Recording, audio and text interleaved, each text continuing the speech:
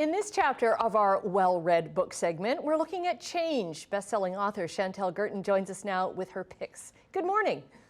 Good morning, Annette. How are you? I'm doing very well, thank you. Already reading a lot this year. Yes, good. Me too.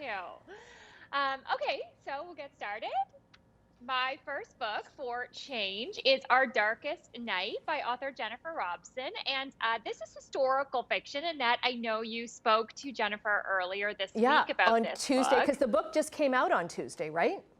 Yes, it's already a bestseller. It is so good. It's about this Italian woman who is Jewish, and her father, to save her during the war, um, sends her off with another man to live with his family, and she has to pretend she's not Jewish and that they are married.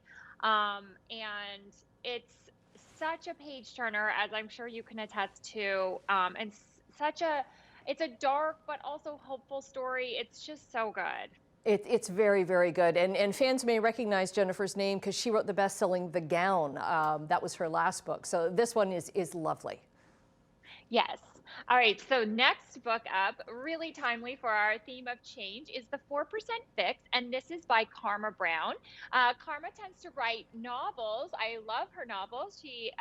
But she's written a nonfiction book talking about how 4% is actually just 1 hour of your day. So in 1 hour, you can make a huge change to your life if you stick to it. So picking that 1 hour to achieve a goal that you're looking to do, whether it's writing a book, whether it is just spending time on your own, getting a little bit of me time, whatever it is, and she gives you strategies and uses a lot of examples from her own life in this. Right, and was that not the strategy that she used in order to write like her fiction? And what was the name of her last book? Was it Recipe for the Perfect Housewife?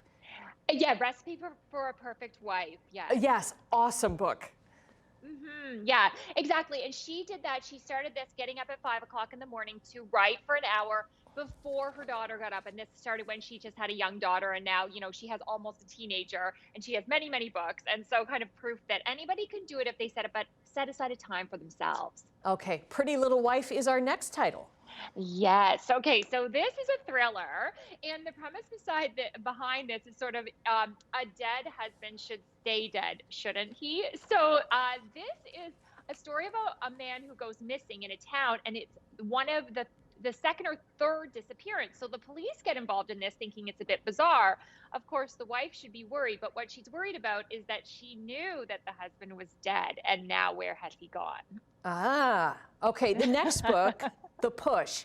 Huge buzz on this one. This is a first-time Toronto novelist, and she's already signed a huge, huge deal for this. Yes, and this book is so great. So I really liked this book because, as one of my friends who reviews books said, it's a sippy cup thriller. So this is about motherhood. And so I like that it's a thriller, but it also has a deeper message. So a lot of times when women become a mother, they expect that they're just going to have all these different feelings and feel so tied to this child that came out of them, but sometimes don't actually have those feelings. And then it becomes a psychological thriller. Okay, all right. And the next book is written by Michael J. Fox. I like this one.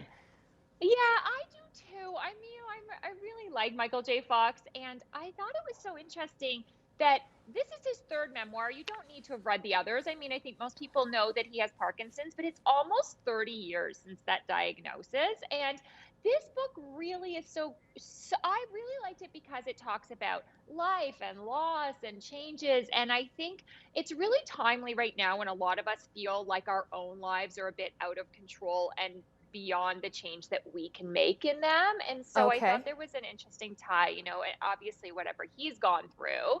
So he's just like, okay, his life Chantel, right now. we've got to let you go, but great picks. And again, Family Ties, you can see Michael J. Fox, CHCH TV, part of our retro lineup, weekdays at 3:30.